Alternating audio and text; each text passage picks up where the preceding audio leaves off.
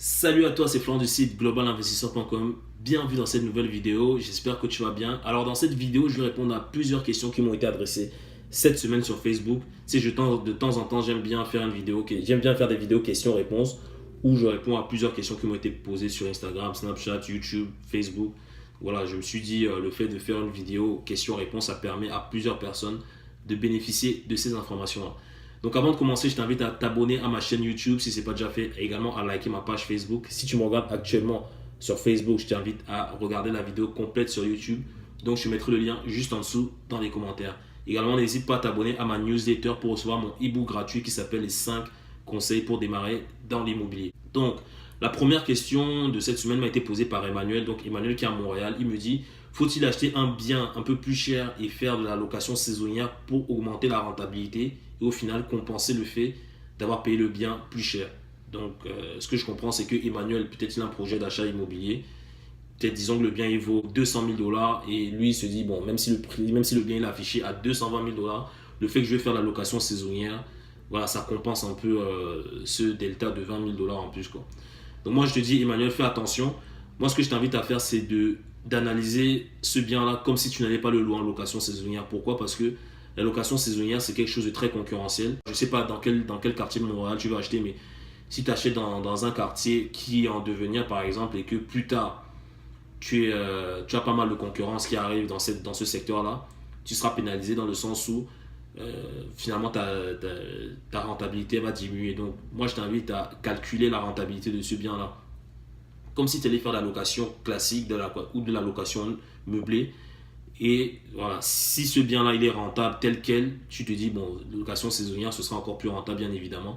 Comme ça, au moins, tu es protégé en cas de changement ou en cas de concurrence. Voilà, parce que rien n'est dit qu'à Montréal, peut-être que demain Airbnb sera interdit ou que peut-être tu auras 10 000 personnes qui viendront investir aussi en Airbnb, en location saisonnière, pardon, dans ton secteur. Donc au moins, tu sais que en cas de concurrence ou en cas de décision du gouvernement ou une décision de la province, si un jour on te dit, voilà, Airbnb c'est interdit dans ce secteur-là, tu pourras plus le faire et au moins tu pourras te dire, voilà, le bien que j'avais acheté, je me rappelle que j'avais calculé ma rentabilité comme si j'allais louer en location nue ou en location meublée. Finalement, je me rabats sur cette stratégie-là pour pas au final me retrouver avec un cash flow négatif et devoir peut-être vendre finalement ton bien à perte, peut-être parce que tu pourras pas supporter en fait le fait d'avoir une telle perte en fait par rapport à ton bien immobilier. Donc moi je t'invite vraiment à être prudent par rapport à cela. Moi je fais de la location saisonnière aussi. Je suis pas un spécialiste en location saisonnière. Enfin, j'ai acheté un appartement que je loue en meublé, que j'ai mis en location saisonnière. J'ai rien en agence, donc moi je m'occupe de rien. Mais voilà, je sais qu'aujourd'hui, si j'ai un problème sur ce bien-là, je pourrais rebasculer sur une location nue ou une location meublée. Donc voilà, ça ne m'affectera pas d'un point de vue financier. Certes, je serais peut-être moins content parce que finalement ma rentabilité elle va diminuer. Je ne me dirais pas, ouais, il faut que je vende le bien, il faut que je liquide le bien parce que je suis en train de perdre tout mon argent par rapport à ce bien-là. Donc je t'invite vraiment à faire attention par rapport à cette stratégie-là, d'acheter plus cher en te disant que voilà, la location saisonnière va permettre en fait de compenser le fait que j'ai acheté plus cher.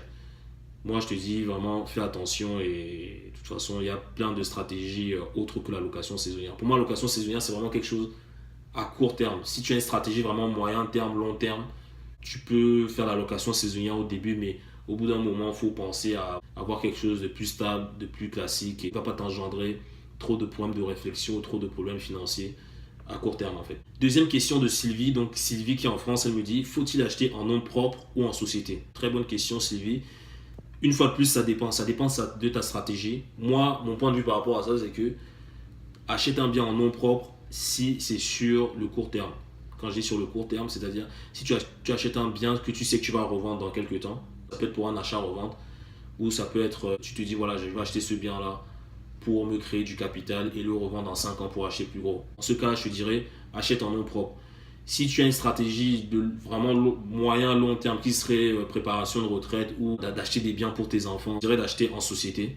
Donc, moi j'ai fait ces deux stratégies là. Il y a des biens que j'achète en nom propre parce que je sais que c'est des biens que je vais vendre dans pas longtemps. Il y a d'autres biens que je sais que c'est des biens que je retransmettrai à mes enfants et voilà, je sais que c'est des biens qui seront là pour ma retraite, etc. Donc ceux-là je les achète en société. Donc après tu as plusieurs types de sociétés. Tu as SCI familiale, SRL, enfin bref, tu as vraiment tout un panel de sociétés. Donc, je t'invite vraiment à aller voir un fiscaliste ou un comptable spécialisé en immobilier qui pourra en fait t'orienter au mieux vers un type de structure par rapport à ton projet en fait. Dernière question, c'est de Aurore qui est également en France. Elle me dit à quel moment faut-il passer en gestion locative? Ça dépend. Enfin, il n'y a pas vraiment de moment précis. Ça dépend de toi en fait. Tu as des gens qui achètent, je sais pas, peut-être 5 biens immobiliers et c'est au bout du cinquième qu'ils vont mettre le tout en gestion locative. Tu as des gens, dès la première opération, ils mettent en gestion locative. Donc ça dépend de toi en fait. Est-ce que tu es prête à gérer le bien toi-même? Est-ce que tu es prête à faire face à toutes les visites, gérer les travaux, gérer les états des lieux, enfin voilà, vérifier que les paiements sont arrivés, tout ça. Ça dépend. Tu as des gens qui sont faits pour que ça dérange pas, tu as d'autres personnes que ça dérange. Moi, ce que je fais, c'est que quand j'achète un bien, je le gère au début et après je mets en gestion. Donc je me donne, généralement, je gère quelques mois à un an après, histoire de vraiment connaître en fait le bien, comment ça fonctionne, quels sont les différents processus et tout. Après, après, je mets en gestion.